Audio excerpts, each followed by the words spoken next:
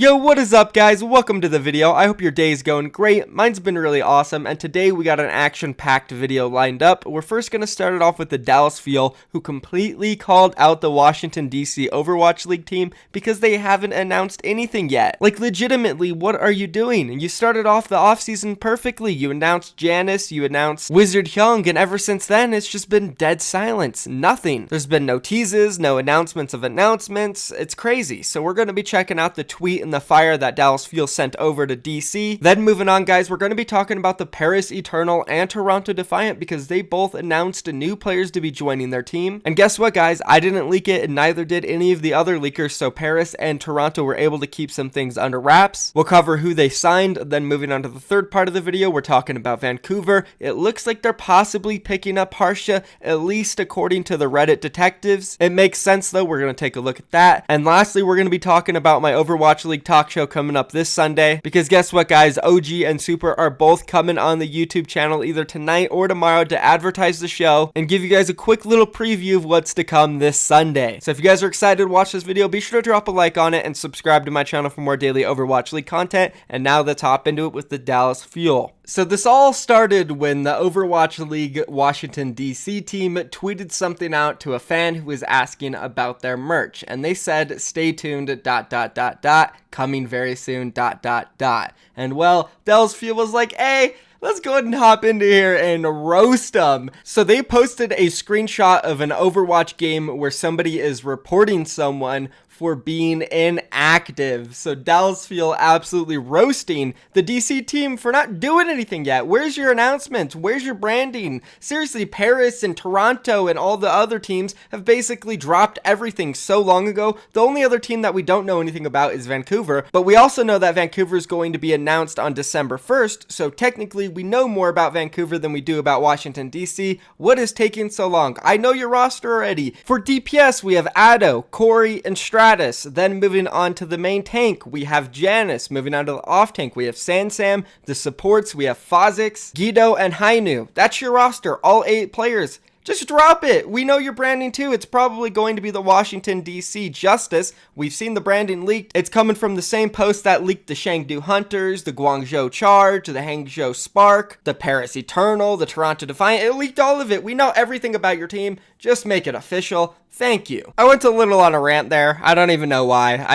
Not the biggest fan of Washington, D.C., I'm not going to lie. I do like some of their players. I like Wizard Hyung. He seems like a great coach. Janice was a great main tank for New York. I'm excited to see what Corey can do in the Overwatch League as well as Fozix. It's just that, you know, their management and their owners don't really seem to know what they're doing. I'm sorry, man. You guys know what I did to Kate earlier in the offseason. I exposed her and the organization for offering jobs to people within the scene, one specifically being Harsha, which we are going to talk about him, and Harsha decided to quit his job over there at San Francisco in order to join the Washington DC team, but then Kate was like, oh no, we don't want you anymore for whatever reasons. They kept him kind of in the dark, and he just lost out on a job. And along with that, Kate also promised that a lot of the players would definitely be on the Overwatch League team, and then if not, they would be on the Academy team, and well, a lot of those players are now not on the team, not playing on any team. And I just don't like the way they've dealt with everything so far. I don't care if there's been budget issues. I don't care what issues you're going through. You can't let these crazy things all happen. Just get it together. Your roster, it's like really weird.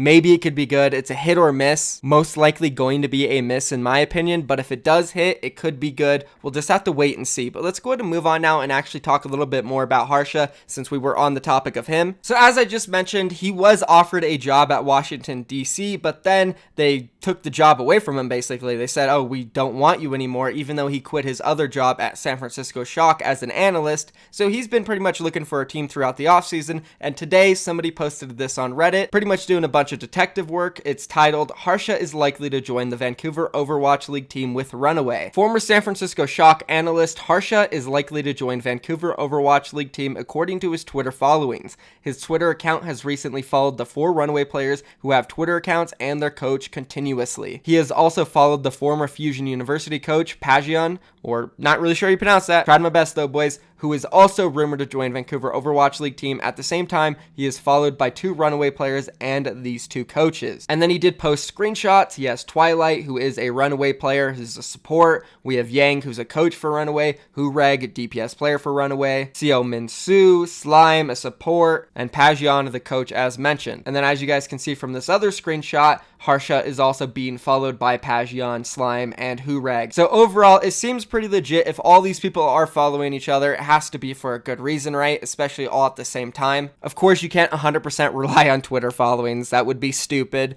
But it does seem like it is possible that Harsha would be joining the Overwatch League team for Vancouver with Runaway, which would be really nice because they would need somebody who does speak English so he can connect with the Western fans and help with that side of the board. Also, Harsha's just a hilarious guy, so he would help a lot when it comes to content creation. And I think Harsha's a smart guy. If they have a translator and he can work with the team, I think he could definitely help them out. He has the Season 1 experience. He also worked with Korean players on San Francisco Shock. We have Architect, Choi, and so many others. So this would be really exciting and such a relief for Harsha because he definitely deserves to be in the Overwatch League. He's a smart guy. He's a funny guy. He's just amazing to be around. I would know this. I've met him personally a few times, and I'm super happy to see that he probably has another opportunity in the Overwatch League. Let's go ahead and move on now though. So now let's go ahead and talk about the Paris Eternal and the Toronto Defiant. We'll go ahead and start off with Paris first. They announced yesterday, well, I guess not announced, they kind of teased that they were going to be picking up a new player. They had this image posted on Twitter with a question mark on a guy, and while everybody was wondering who it was, and it seemed like everybody kind of knew who it was, it's Gray, who is a Portuguese player making it into the Overwatch League. Paris Eternal announced it today on Twitter saying this: "What if we were to add another European player to the team?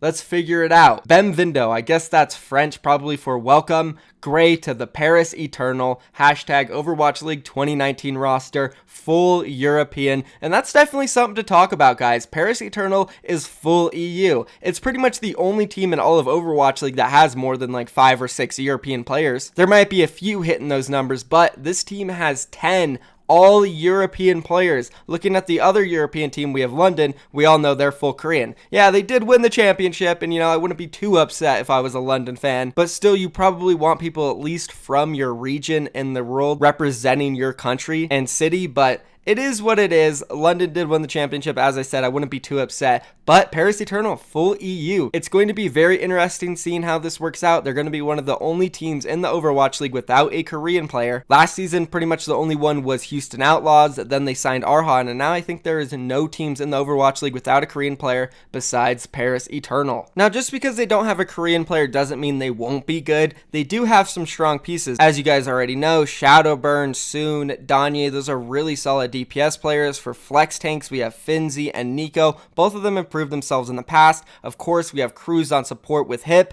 Solid players. Ben Best on main tank. The team could work well if the roster comes together and the coaching staff is solid. But if the coaching staff isn't great, which I've mentioned for a lot of the other teams coming into Season 2, if your coaching staff sucks, your team is doomed. That's a fact. You need a strong coaching staff, or at least a decent one. If you have one that is kind of lost and doesn't know what they're doing, the team is screwed. It's over. So if you're a fan of the Season 2 Overwatch League team, expansion or not, you better pray that your team has good coaching staffs going into Season 2, because if you don't, the chances are of you performing well are slim to none. Anyways, that's it for Paris Eternal. Let's go ahead and move on now to Toronto Defiant. They posted this today on Twitter. Roster locked. Asher and Rocky round out your Toronto Defiant Overwatch League 2019 roster. And down below, they posted the full roster. On DPS, we have Ivy and Stellar. On main tank, we have Yakpung. On main support, we have Aid. On flex support, we have Nako. Flex tank Envy. And DPS sub is going to be Asher. And support sub is going to be Rocky. Now, we all know Asher. He comes from the LA Gladiators Season 1 Overwatch League team. He did get released over the offseason. He had a decent amount of playtime. He was definitely a solid tracer. But as time went on, it really did seem like Surefour and Hydration were just the better DPS duo. And it made more sense to run them. That definitely doesn't mean that Asher wasn't good, though. As I said, he had his decent performance performances on Tracer, specifically when the LA Gladiators did pick up Fisher in the mid-season signing window. We saw a lot of Asher and Fisher combos. They were diving very well together, and Asher was holding his own and putting up good results for the LA Gladiators. As for Rocky, he was an X6 gaming support player during Overwatch Contenders 2018 Season 2 and Season 1. He did win the Season 1 championship in Contenders Korea, and then the second season he did decent, but they weren't able to go all the way again. He was the only player from that starting roster of X6 Gaming that didn't get immediately signed to an Overwatch League team. We saw 4 of their players get signed to the Hangzhou Spark, and then we saw BQB get signed to Florida Mayhem, leaving Rocky the only one out of the Overwatch League. Well, not anymore. Rocky has now been signed by the Toronto Defiant to round out their roster. So congratulations to Rocky. It's cool to see him get into the Overwatch League just like the rest of his old teammates. And overall for the Toronto Defiant, it seems like they have a decent roster. They have some great players coming in from O2 Ardiant, who were one of the best Overwatch Contenders Korean teams. As well as that, they picked up Envy, who played in Season 1 of the Overwatch League with LA Valiant. He was really solid. And they have Nako from Boston Uprising. So they have good experience. I'd say this roster looks like it's going to be the middle of the pack, and they could make a push for maybe top 8. That is if they do have good coaching, as mentioned earlier, for Paris. And as I say all the time, guys, coaching is going to be a big factor in Season 2. They have Bishop, former head coach of London Spitfire and North American team Cloud9. He's got the experience. He did help build the winning roster of Overwatch League Season 1 in the London Spitfire. So it's very possible he could be a great coach for these guys. We're just going to have to wait and see, though. Let's move on now and talk a little bit more about the talk show, boys, because I know you guys are excited for it. We have OG and Super coming on this Sunday at 5 p.m. Eastern, 2 p.m. Pacific time. Do not miss out on the talk show. It's going to be on twitch.tv/BeLiveOfficial. Link will be down below. Go drop a follow on the channel so you know when it goes live. Let's go ahead and take a look at this clip from last week's episode where we brought Super on at the end and we just had some amazing content, guys. Enjoy. So Dante was telling us that you and him were the duo over there on San Francisco Shock last season, just the dumb duo. You were living together. I'm not stupid. You guys would just do Yeah, he's dumb pretty stuff. stupid. So tell me, Super, what's one of your guys' best and dumbest moments? Huh. Oh no. Well, this isn't really like a. Actually, no. I'm gonna put this on Dante because like the first week I got there, they had milk in the fridge, so I was gonna go make some cereal, and Dante was with me, and I went to go pour out the gallon of milk, and it was so spoiled. It was basically yogurt at that point. I'm not even. I swear to God, I poured the cereal in the bowl, and it was just clumped out. I was like, "How long has this been in here?" And he was like, "Oh, I don't know." And then I was like, "Dude, like," and then I don't even know.